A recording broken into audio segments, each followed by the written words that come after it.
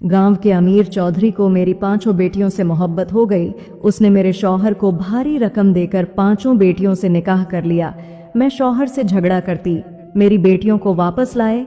इस्लाम में यह सब हराम है, लेकिन शौहर मेरी न सुनता। एक दिन छुपकर बेटियों से मिलने गई तो मेरी खुशी की इंतहा ना रही, क्योंकि मेरी 5 बेटियां तो मालकिन बनी राज कर रही थीं। मगर उस वक्त मेरा दिमाग चकरा गया जब मेरी नज़र उनकी शलवार, मेरा उस वक्त रो रो कर बुरा हाल था। मैं ये नहीं जानती थी कि मेरी गैर मौजूदगी में मेरा शौहर वो मेरी बेटियों को किसी के हाथों भेज देगा, और मैं ये भी नहीं जानती थी कि इस जालिम ने मेरी बेटियों को किसके पास रखा है। मेरी बेटियां उस वक्त कहाँ भी हैं, क्योंकि सांगड़ इतना बड़ा शहर था कि मैं अपनी बेटियों को कहाँ तलाश करती। जब मैं असगर से लड़ती कि मेरी बेटियों को किसे बेचा है, उन्हें वापस लेकर आओ, तो वह कहता, तुम फिक्र ना करो, तुम्हारी बेटियां जहां भी हैं ऐशो इशरत की जिंदगी जी रही है। और फिर मेरी इतनी पसली नहीं थी कि मैं उनका बोझ उठा सकूं, और फिर कल कला को उनकी शादी भी तो करनी थी। मुझे जो बेहतर लगा मैंने वह कर लिया। अब तुम अपनी बकबक बंद करो और जाओ, मेरे लिए ताज़ी रोटी बना कर लाओ। मैं आंसू पहुँचती हुई उठी और रोटी बनाने लगी। मेरा दिल अपनी बेटियों की जुदाई में बहुत तड़प रहा था। मेरी ममता उनको अपने सीने से लगाने के लिए बेचैन थी। मेरा तो कुल माया मेरी बेटियां ही थीं।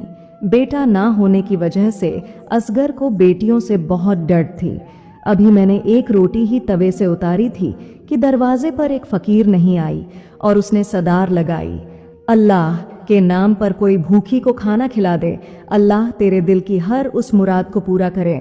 मैंने जल्दी से 2 रोटियां ली और कटोरी में सालन डाला और फकीर नहीं को देने के लिए दरवाजे पर गई। यह फकीर अक्सर मेरे घर आया करती थी। मैंने कभी उसे खाली हाथ नहीं लुटाया था।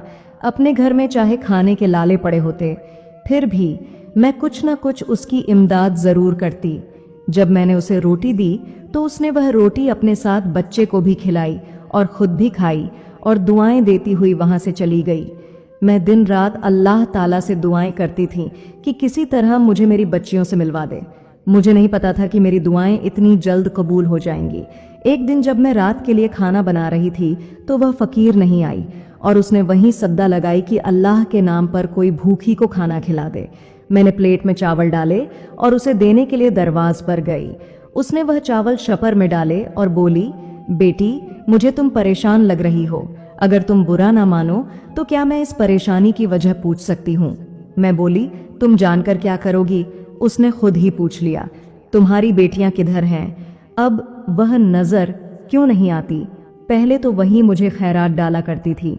उसके पूछने पर मैं आरो कतार रोने लगी। मैं बोली, मैं तो खुद नहीं जानती मेरी बेटियां किधर हैं और किस हाल में हैं। तो जो बात उस फकीर ने मुझसे कही मैं वह जानकर बहुत खुश हुई। वह कहने लगी, तुम परेशान क्यों होती हो, मैं तुम्हें बताती हूँ कि तुम्हारी बेटियां किधर हैं और किस हाल में हैं, और तुम जाकर उनसे मिल भी सकती हो। मैंने उसके हाथ थामे और बोली, मुझे जल्दी से बताओ कि मेरी बेटियां किधर हैं। तो वो फकीर नहीं बोली, पहले मुझे यह बताओ कि तुम्हारी बेटियां उधर कैसे गईं। तो मैंने उसे बताया कि उनका बाप अपनी बेटियों को बोई समझता था और खुद कुछ कमाता नहीं था, इसलिए उसने मेरी बेटियों को पैसों की लालच में बेच दिया। अब जल्दी से मुझे बताओ कि मेरी बेटियां किधर हैं और किस हाल में हैं। तो वह फकीर नहीं बोली, तुम्हारी बेटियां साथ वाले गांव के चौधरी दिलावर की हवेली में है। चौधरी दिलावर बहुत नेक दिल इंसान है। एक दिन जब मैंने उनकी हवेली के सामने जाकर सद्दा लगाई तो अंदर से उन्होंने अपनी नौकरानी को भेजा, जो मुझे अपने साथ हवेली के अंदर ले गई, क्योंकि वह खाने का टाइम था। सब लोग हवेली में खाना खा रहे थे। चौधरी दिलावर ने अपनी नौकरानी से कहकर मुझे खाना दिलवाया। मैंने पेट भरकर खाना खाने के बाद चौधरी दिलावर से कहा कि मेरे बच्चे घर में भूखे हैं, तो उन्हें शाह पर और भर के मुझे खाना दिया। और हाँ, मुझे याद आया, मैंने वहां तुम्हारी 2 बेटियों को देखा था, जिन्होंने बहुत खूबसूरत लिबास पहना हुआ था और मालकिन की तरह कुर्सियों पर बैठी खाना खा रही थी। पहले तो मुझे यह नज़र का धोखा लगा, लेकिन जब मैंने दिमाग पर जोर दिया तो मुझे याद आया कि मैंने तो उन्हें तुम्हारे घर देखा था, इसलिए मैंने आज तुम्हारी बेटियों के बारे में तुमसे पूछा। तुम फिक्र ना करो, तुम्हारी बेटियां वहां बहुत ऐशो इशरत में हैं, नौकर उनके आगे पीछे फिरते हैं। चौधरी दिलावर, जो कि पहले बहुत जालिम चौधरी था, उसने नाहक बहुत से लोगों की जमीनें हड़प की। फिर पता नहीं खुदा का क्या करना हुआ कि उसकी बीवी की तबीयत अचानक बहुत खराब हो गई और वह कोमा में चली गई। उसके बाद चौधरी दिलावर एक रहमदिल इंसान बन गया है। तब से चौधरी दिलावर ने सारे बुरे काम छोड़ दिए हैं। उसने लोगों की छीनी हुई उनकी जमीनें भी वापस कर दी हैं। यह सब जाने के बाद मैंने सुख का सांस लिया, वरना मैं तो यह सोच सोच कर बहुत परेशान थी कि पता नहीं मेरी बेटियों के साथ क्या सलूक हो रहा होगा और वह किस हाल में होंगी।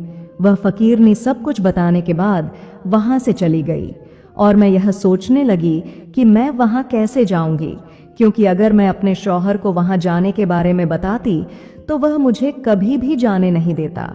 रात को जब मेरा शौहर घर आया तो मैंने उससे कहा कि मैं कुछ दिन के लिए अपने मेके जाना चाहती हूँ। असगर बोला, पहले तो कभी तुमने मेके जाने का नाम नहीं लिया जब से तुम्हारी माँ इस दुनिया से गई है। मैंने कहा, मैं अपनी बेटियों को याद करके हर वक्त रोती रहती हूँ और परेशान रहती हूँ। उधर जाऊंगी तो मेरा दिल भी बहल जाएगा। कुछ दिन रहने के बाद मैं वापस आ जाऊंगी। असगर मान गया। उसने किराए के लिए मुझे कुछ पैसे थमाई। मैंने जल्दी से कुछ कपड़े साथ लिए और घर से निकल गई। पूछती पूछती मैं उस गांव तक पहुंची। मुझे चौधरी दिलावर की हवेली का पता नहीं था। मैंने एक औरत से पूछा कि चौधरी दिलावर की हवेली कहाँ है।